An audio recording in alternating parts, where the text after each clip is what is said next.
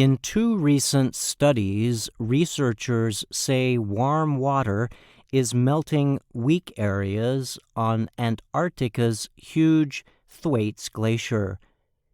Two research papers describing melting recently appeared in the publication Nature. The research results came after an investigative effort involving a team of 13 American and British scientists. Teams spent about 6 weeks on the glacier in late 2019 and early 2020. The researchers used an underwater robot vehicle equipped with instruments and sensors to collect data. They were able to measure the glacier's grounding line, the place where glacial ice stops being supported by land and starts being supported by water. One of the papers was led by Cornell University-based scientist Brittany Schmidt. She reported the warmer water was making its way into crevices and other openings known as terraces, which caused sideways melt of 30 meters or more per year. Warm water is getting into the weakest parts of the glacier and making it worse, Schmidt told Reuters news agency. That is the kind of thing we should all be very concerned about, she said about the latest findings. Schmidt's paper said the collapse of the Thwaites Glacier represents more than half a meter of global sea level rise.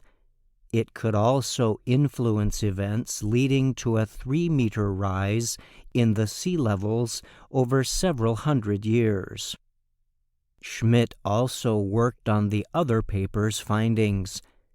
That research showed about 5 meters per year of melt near the glacier's grounding line.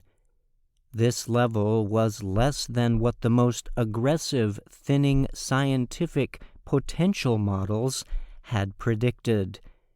But Schmidt said the melting was still extremely concerning. If we observe less melting, that doesn't change the fact that it's retreating, she added.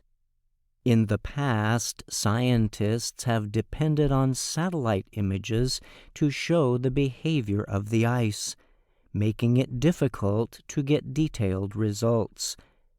The papers represent the first time a team has gone to the grounding line of a major glacier, providing a look into where the action begins, Schmidt said. The findings should help with the development of climate change models, said Paul Cutler.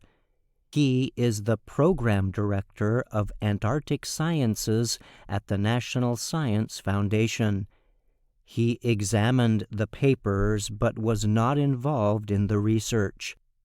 These things can now be taken on board in the models that will predict the future behavior, Cutler said. And that was exactly the goal of this work. He added, I'm Brian Lynn.